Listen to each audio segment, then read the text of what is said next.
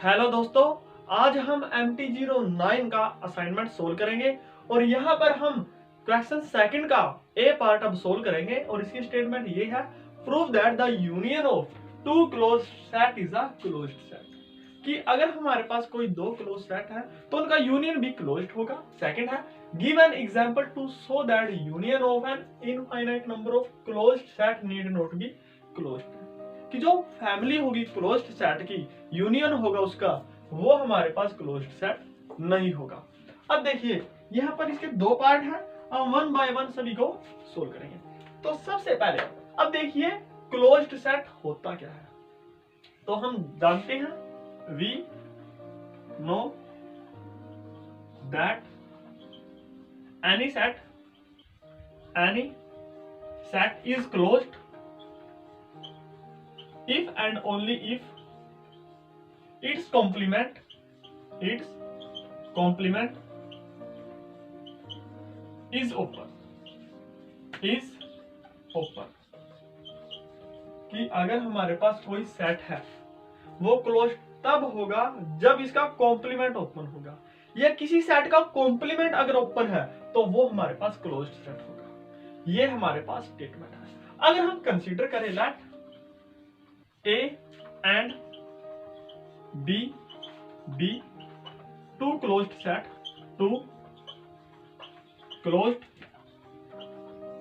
ये होगा। तो यहां से ये होगा, this implies A complement and B complement are open set होगा। अब देखिए अगर हम कोई दो ओपन सेट ले तो जो उनका हमारे पास इंटरसेक्शन होगा वो भी ओपन होगा। ये हमारे पास थ्योरम है। दिस इंप्लाइज कि हमारे पास A complement intersection B complement are open set. आप यहां लिख सकते हो एज द इंटरसेक्शन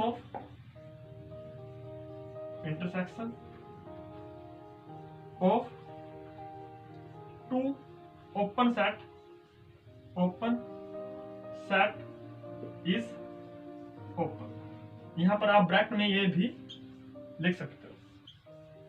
अब देखिए अगर A complement intersection B complement वो ओपन है।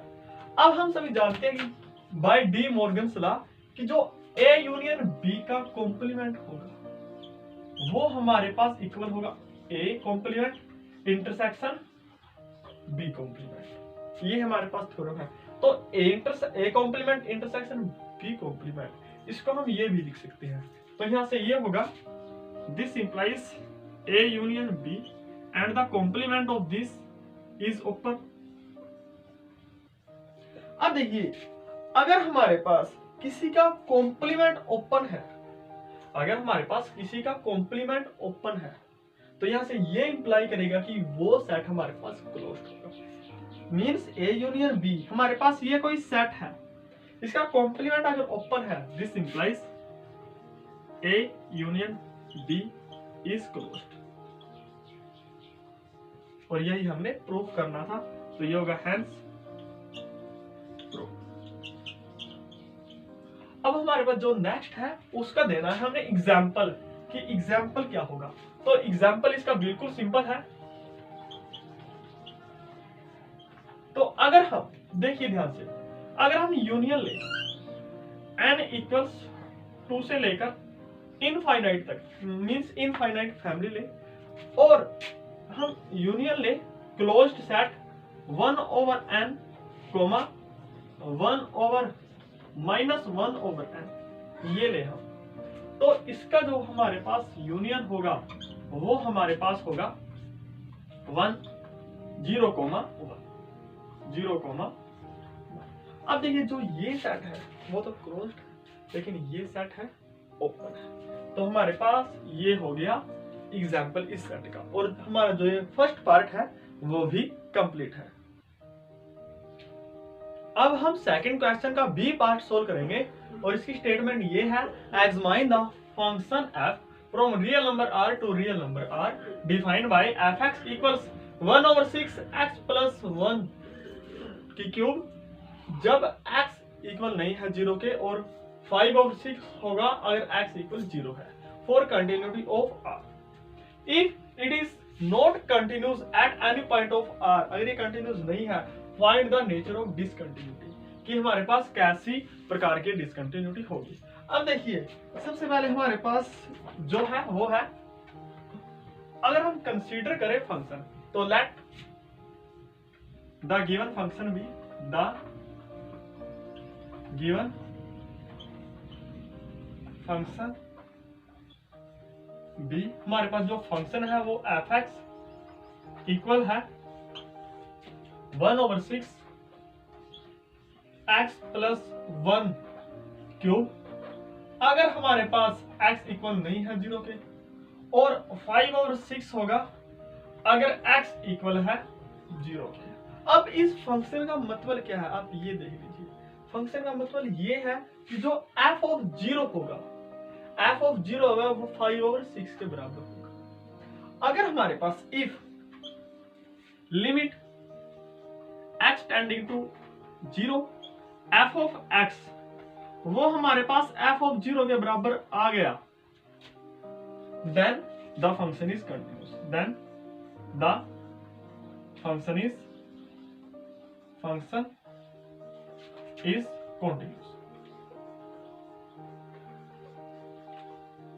अब देखिए इसका मतलब क्या है, इसका मतलब ये है कि जो लिमिट x टेंडिंग टू 0, अब जो f(x) का वैल्यू है वो हमने ये लेना पड़ेगा, ये होगा 1/6, यहां पर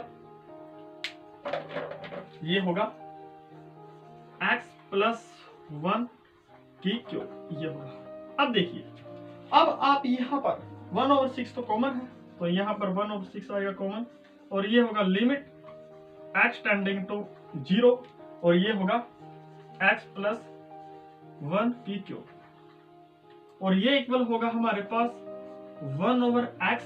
अब देखिए यहाँ पर अगर आप x इक्वल 0 पुट करोगे तो यहाँ पर आएगा 1 की क्यूब, और ये होगा हमारे पास 1/6। अब देखिए जो 1/6 है वो इक्वल नहीं है हमारे पास 5/6 के।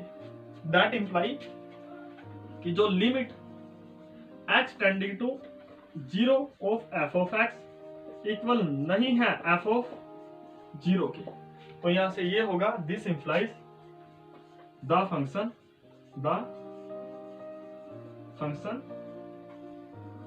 f(x) is not continuous at 0, ये हमारे पास 0 पर कंटिन्यूस नहीं होगा। अब देखिए, आप यहाँ देख सकते हो कि अगर हम यहाँ पर 5/6 के स्थान पर 1/6 रख दें तो ये हमारे पास फंक्शन कंटिन्यूस होगा। मींस हम इस जो ये डिसकंटिन्यूटी है इसको हम रिमूव कर सकते हैं, तो यहां से होगा हेंस द गिवन डिसकंटिन्यूटी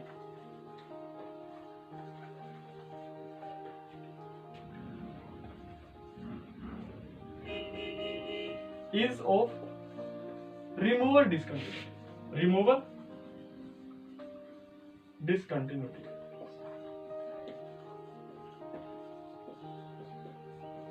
अब देखिए, so we can remove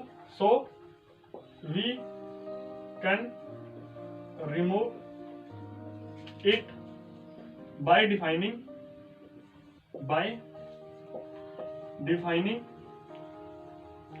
a new function, क्योंकि हम इसको रिमूव कर सकते हैं। अगर हम यह फंक्शन डिफाइन करें तो ये होगा f ऑफ x इक्वल, ये है हमारे पास 1/6 x प्लस 1 की क्यूब होगा अगर x डज नॉट इक्वल 0 होगा, और 1/6 होगा अगर x इक्वल 0 होगा। तो ये हमारे पास जो फंक्शन है वो रिमूवल डिसकंटिन्यूटी है, क्योंकि हम इस डिसकंटिन्यूटी को रिमूव कर सकते हैं। तो यहाँ पर जो हमारे पास फंक्शन नया हमने डिफाइन किया है वो इस प्रकार का है, और हमारा जो पार्ट बी है वो भी कंप्लीट है। अब हम सेकंड क्वेश्चन के पार्ट सी को सोल्व करेंगे और ये है find limit x tending to 0 1 minus cos x square over x square sine x square. ये है हमारे पास। अब देखिए सबसे पहले इसका जो सॉल्यूशन है वो बिल्कुल सिंपल है। अगर हम ले limit x tending to 0 1 minus cos square x over x square sine x square. अब देखिए जो 1 माइनस कोस स्क्वायर x है उसको हम लिख सकते हैं this is equals limit x tending to 0, ये होगा हमारे पास sine square x over x square into इसको हम लिख सकते हैं 1 ओवर साइन x स्क्वायर, इसको हम ऐसा भी लिख सकते हैं। अब देखिए ये इक्वल होगा लिमिट x टेंडिंग टू 0 और इसको हम लिख सकते हैं साइन x ओवर x इसका whole square into limit x tending to 0 1 over sine x square.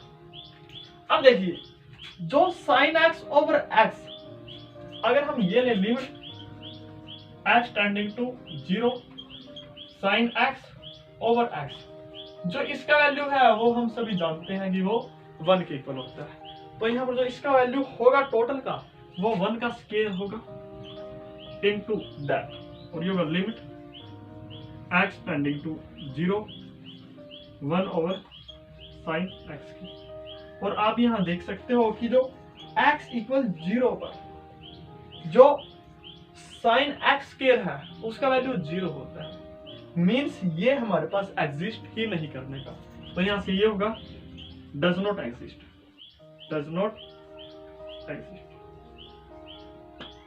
और हमारा जो क्वेश्चन नंबर सेकंड है वो भी कंप्लीट है। So thank you.